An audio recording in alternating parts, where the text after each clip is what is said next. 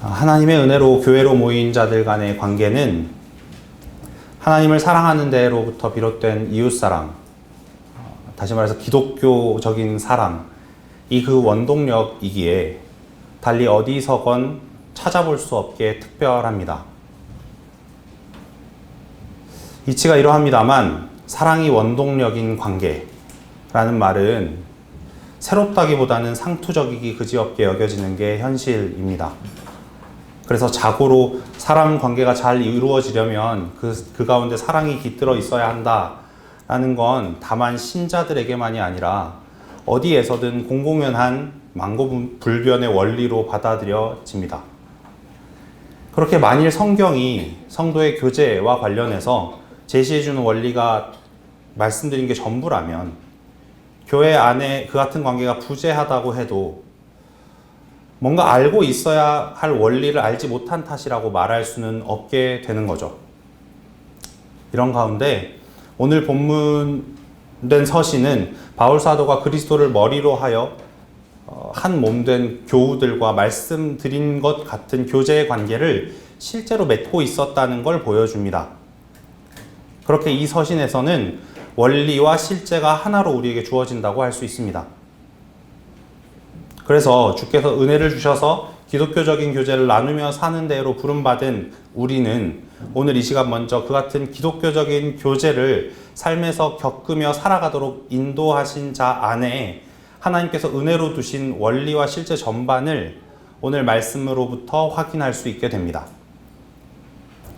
그 같은 원리는 말한 대로 관계의 원리이기 때문에 크게 두 가지 내용으로 정리할 수가 있습니다. 첫 번째, 바울은 스스로를 어떻게 알고 있었는가 하는 부분과 두 번째, 바울은 자신과 관계하는 다른 이들을 어떻게 알고 있었는가 하는 부분으로 나누어서 생각해 볼 수가 있습니다. 관계의 원리이기 때문에 말이죠. 먼저 첫 번째 내용과 관련해서 오늘 본문은 바울 사도가 자기가 가진 실존 전체, 전 존재로 빌레몬 앞에 섰다라는 걸 보여줍니다. 그래서 예수 그리스도 안에서 담대함을 가지고 말씀 가운데 나와 있는 대로 마땅한 바를 명할 수도 있으나 도리어 사랑을 통해 간구한다는 바울. 그 바울은 자신을 나이가 많은, 게다가 이제는 예수 그리스도의 갇힌 자가 된 자로 인식하고 또 소개하는 걸 보게 됩니다. 주 앞에서 아주 슬픈 사실, 그래서 우리가 애통할 수밖에 없는 사실 한 가지는 중생한 우리가 이런 바울과는 달리 각자 스스로를 바라보려는 연약함을 지닌 존재라는 점이겠습니다. 그렇게 우리는 자리가 사람을 만든다는 그 같은 원리에 걸맞게 앉게 된 자리에 맞춰서 자세가 달라지려고 합니다. 하지만 본문은 분명하게 교훈해 줍니다. 하나님께서는 택하신 자기 백성을 사랑하십니다. 사랑하시는데 어느 정도로 사랑하시는가 하면 그가 홀이라도 하나님을 잊고 교만할 수 없도록 그의 생애의 제한들을 허락하실 정도로 사랑하십니다. 그리고 본문을 보면 바울은 하나님께서 그렇게 자신에게 두신 그 제한들을 어디 숨겨둔 채 그렇게 위장하고서 스스로가 권위를 가지는 데 도움될 만한 것들로만 자신을 치장하여 드러내어서 소위 예수 그리스도 안에서의 담대함만을 가지고 빌레몬에게 마땅한 바를 명하는 자세를 취하지 않습니다. 물론 바울을 통해 작성된 서신서 몇 면을 통해서 우리는 그에게 예수 그리스도 안에서의 담대함이 그 존재 전체에 넘실거릴 정도로 가득했다라는 걸 알고 있습니다. 허나 그 담대함은 무례함과는 다릅니다. 왜냐하면 그 담대함은 말씀에 나와 있는 대로 예수 그리스도 안에서의 담대함이기 때문입니다. 이 예수 그리스도 안에서의 담대함을 풀어서 말하자면 자신의 죄인됨과 그에 따른 비참함에 따른 처절한 인정, 그리고 그 같은 자신을 살리신 구주 예수 그리스도께 대한 전적인 신뢰, 의존, 믿음으로부터 나오는 담대함인 겁니다. 그렇게 그러한 담대함을 가지고서는 도저히 그저 마땅한 바를 명하는 정도에 머무르거나 혹은 무례할 수 없고 도리어 오늘 이어지는 본문과 같이 도리어 사랑으로서 간구할 수밖에 없습니다. 신자는 그 전 존재로 예수 그리스도 안에 담대함을 갖고 서기에 마땅한 말을 명령하지 않고 도리어 사랑으로서 간구합니다. 사랑에 대한 고린도전서 13장의 표현을 기억해 보시기 바랍니다. 그 표현 중에 무례히 행하지 아니하며가 있습니다.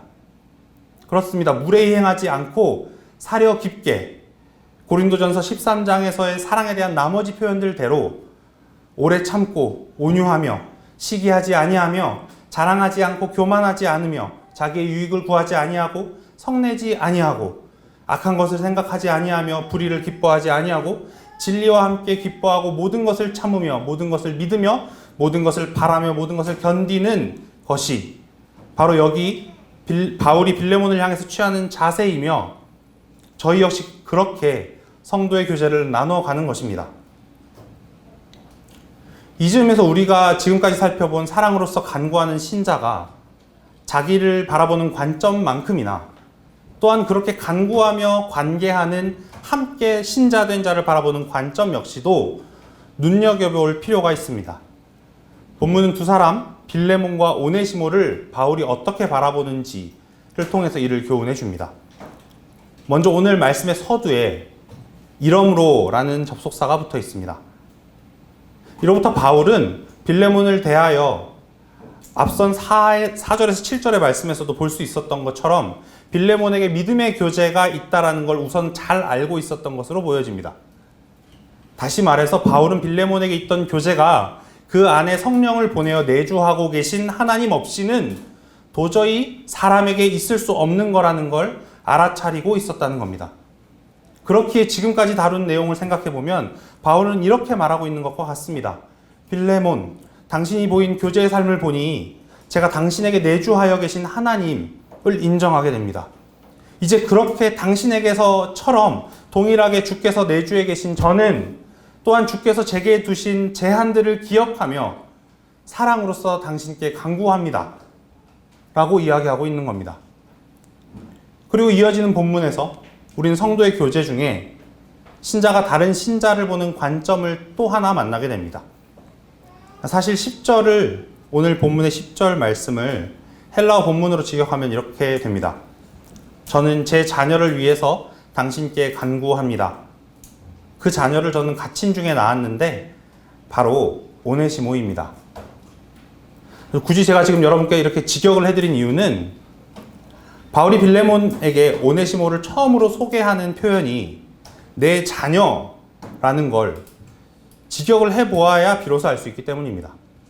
여기서 아들 혹은 자녀라고 번역할 수 있는 단어는 바울이 오네시모를 제외하고는 목회 서신을 보낸 디모데와 디도에게만 사용한 표현입니다. 바울은 이 단어를 쓸 정도로 오네시모를 그러니까 자녀, 가족으로 여겼습니다. 심지어 이전에 오네시모와 주종 관계를 맺은 바 있는 빌레몬에게 쓰는 서신이 바로 이 빌레몬서임에도 불구하고 바울은 이전에 당신이 노예로 부리던 자로 오네시모를 소개하지 않고 나의 자녀라고 소개하고 있습니다. 이렇게 빌레몬과 오네시모를 대하는 바울의 자세를 통해서 우리는 신자가 다른 신자를 어찌 보게 되는지를 교훈받습니다. 신자인 우리는 하나님께서 내주해 계신 자요, 가족으로 서로를 대하게 됩니다. 여기까지 신자가 다른 신자와의 관계 가운데, 교제 관계 가운데서 자신을 혹은 다른 신자를 어찌 보는지에 대해서 살펴봤다면 이어지는 나머지 오늘 본문의 구절들은 그런 인식들을 바탕으로 실제로 어떤 교제가 이루어지는지를 드러내 줍니다. 이를 살펴보기에 앞서서 10절 말씀에서 처음 등장한 오네시모라는 이름의 뜻이 유익한이라는 의미임을 먼저 알고 있으면 뒤이은 내용들을 보는데 조금 더 도움이 됩니다. 이름 뜻이 그러한 만큼 사실 당대의 주인들이 자기 노예가 실로 이름대로 자기 집에서 유익하기를 바라는 마음에 이 이름, 오네시모라는 이름을 종종 붙이곤 했더랬습니다. 그러나 바울의 평가에 따르면 오네시모는 빌레몬에게 이름의 뜻과는 거리가 멀게 무익한 종이었다죠. 일단 이 내용을 근거로, 무익한 종이었다라는 내용을 근거로 오네시모가 빌레몬의 수하에서 도망친 노예였으리라고, 손해를 끼치고 도망친 노예였으리라고 우리는 생각합니다. 다음번에 살펴보겠지만 뒤이은 18절에서 오네시모가 빌레몬에게 불의를 행했거나 빚진 것이 있다면 바울이 스스로에게 돌려달라고 얘기한 내용 역시 그와 같이 오네시모를 생각하도록, 도망친 노예로 오네시모를 생각하도록 해줍니다. 헌데 이제는 가족의 관계가 되었기 때문에 바울은 오네시모가 빌레몬에게 유익하다고 말합니다. 오네시모도 그렇듯 빌레몬도 바울로 인하여 그리스도인이 되었기에 가족이라고 할 수 있는 거죠. 그리고 오네시모는 빌레몬에게만이 아니라 바울 자신에게도 유익하다고까지 바울은 말합니다. 그런데 여기까지 유익한지 무익한지에 대한 판단 전체를 한번 생각해 보시면 우리는 그리스도인에게만 있을 수 있는 가치 판단의 기준을 하나 보게 됩니다. 일단 여기서 바울의 무익한지 유익한지에 대한 판단은 일반적인 사회 통념상 기준이 되는 어떤 실리적인 기준이 적용되는 것이라고 보기 어렵습니다.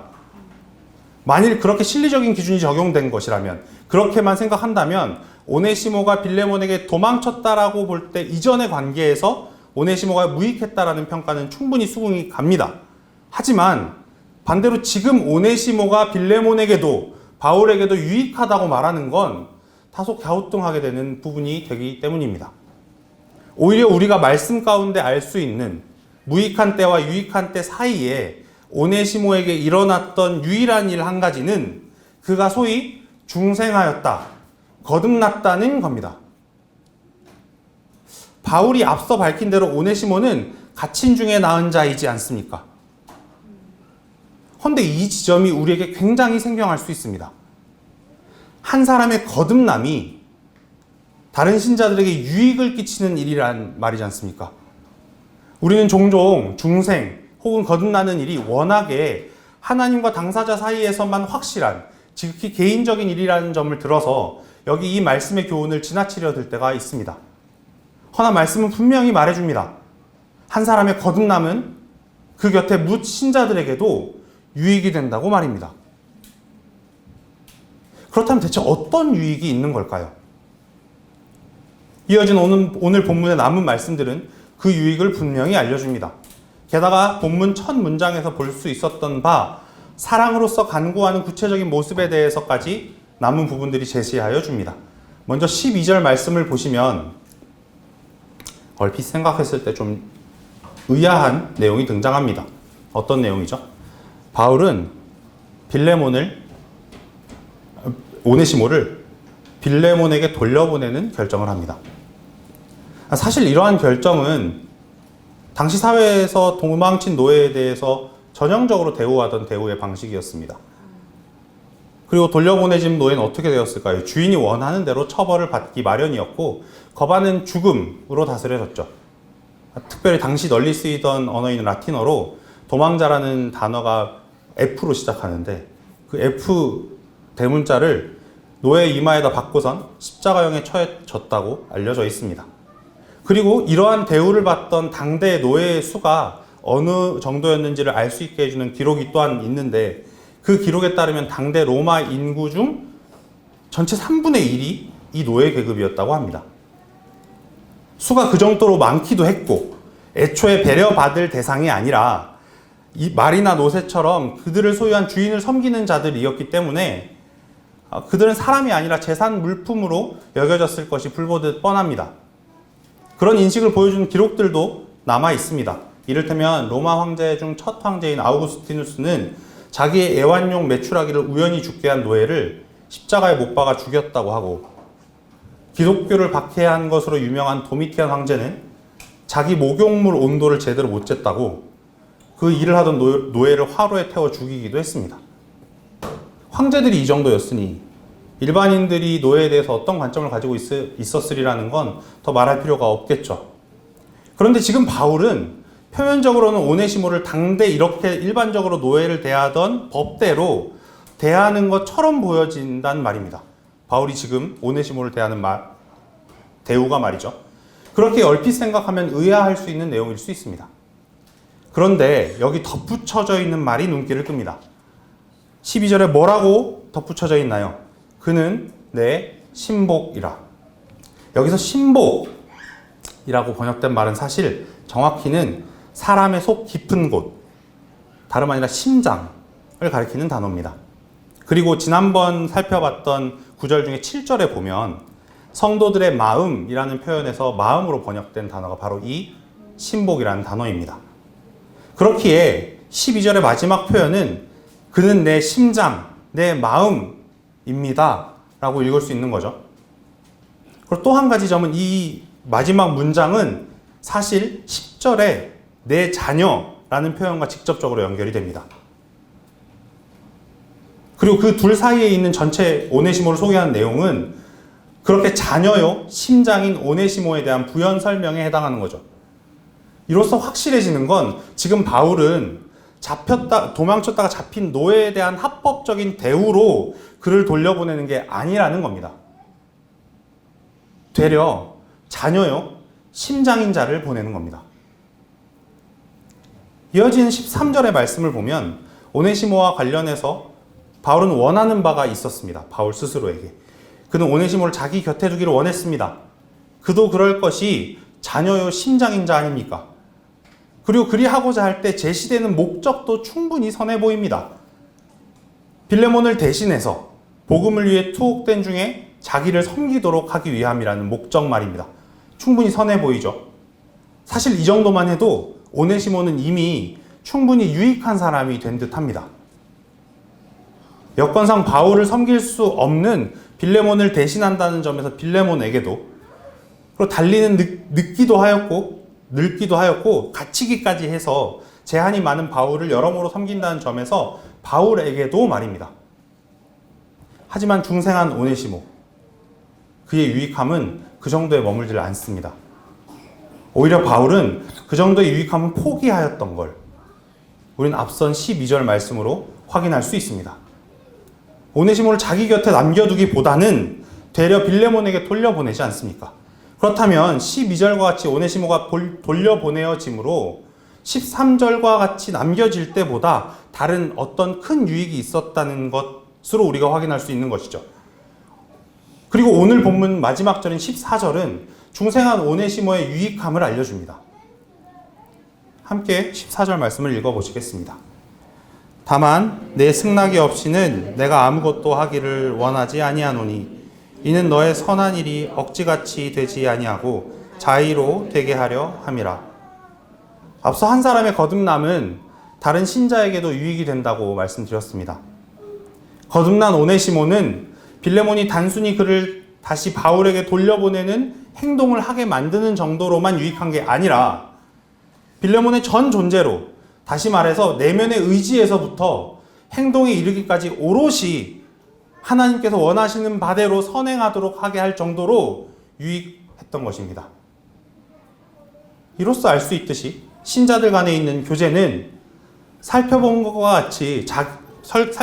바와 같은 자기 인식과 곁에 선 자들에 대한 인식을 바탕으로 자의로 선을 행하기 마련인 겁니다. 오늘 말씀을 살펴보기 시작하며 우리에게 주어진 관계가 사랑이 원동력인 관계라 말씀드렸는데, 그 관계는 지금까지 오늘 본문이 보여주고 있는 원리를 담고 있습니다. 사실 예수님께서도 이러한 성도 간의 관계에 대해서 교훈하신 적이 있었습니다.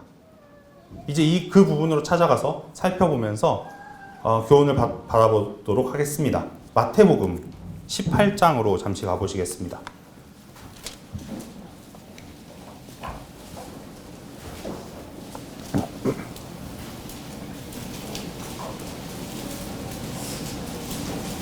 마태복음 18장을 찾아서 펴보시면 사실 그 내용의 면면은 교우님들께서 잘 아시는 내용일 것이기에 따로 읽지는 않겠습니다.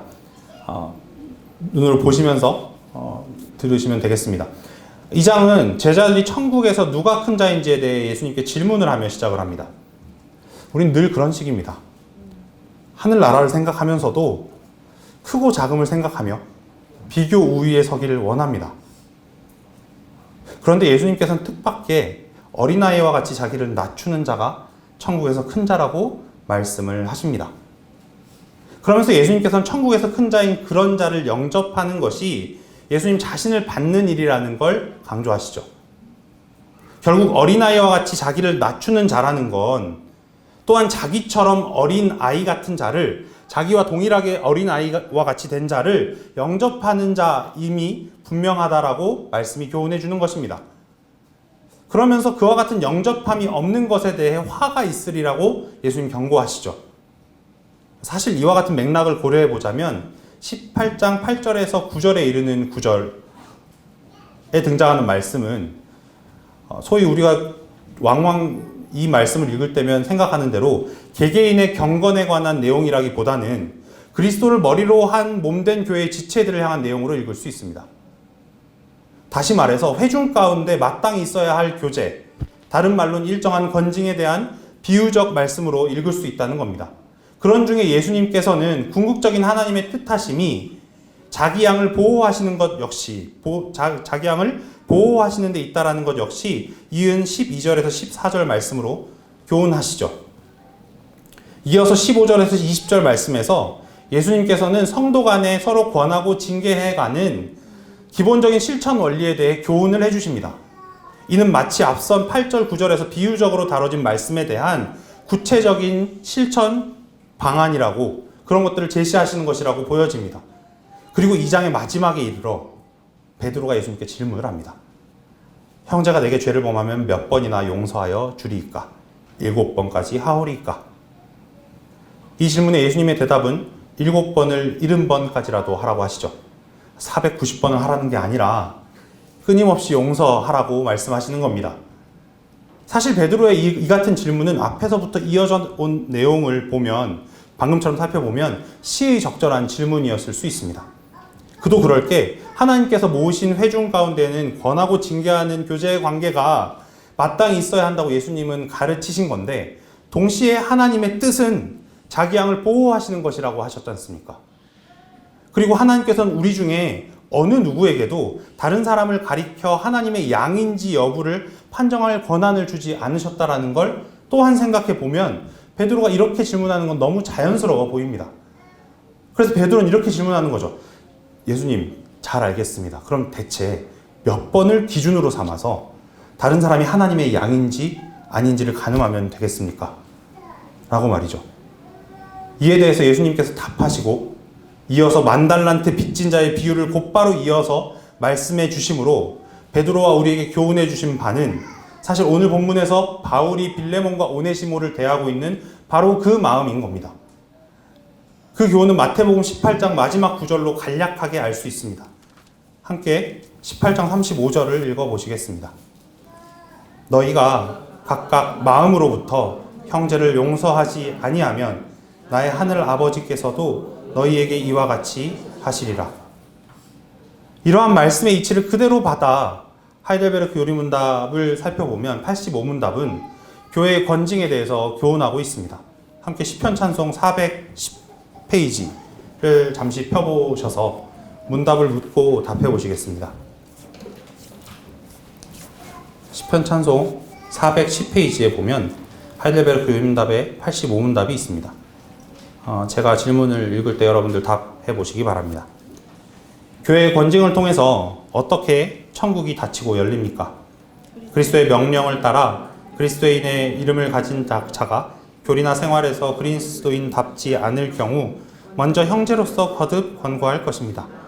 그렇지만 자신의 오류나 악행에서 돌이키기를 거부한다면 그 사실을 교회, 곧 치리회에 보고해야 합니다. 그들이 교회의 권고를 듣고도 돌이키지 않으면 성례에 참여함을 금하여 성도의 사귐 밖에 두어야 하며 하나님께서도 친히 그들을 그리스도의 나라에서 제외시키실 것입니다. 그러나 그들이 참으로 돌이키기를 약속하고 증명한다면 그들을 그리스도의 지체와 교회의 회원으로 다시 받아들입니다. 답의 마지막 문장을 잊지 마시기 바랍니다. 이로써 권징은 죽이기 위한 게 아니라 살리기 위한 것이라는 게 확실합니다.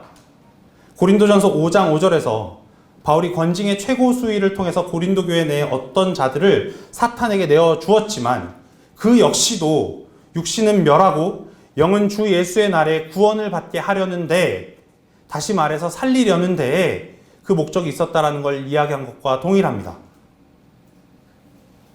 이와 같은 말씀의 교훈에 따라서 영원한 진노로부터 용서받은 성도답게 서로 주 안에서 교제하는 가운데 기꺼이 권하고 징계하고 또 기꺼움으로 그런 권한과 징계를 받아가며 하나님의 양떼, 그리스도의 몸인 교회로서 함께 살아가시는 저와 여러분 되길 소망합니다. 이제 찬송하시겠습니다.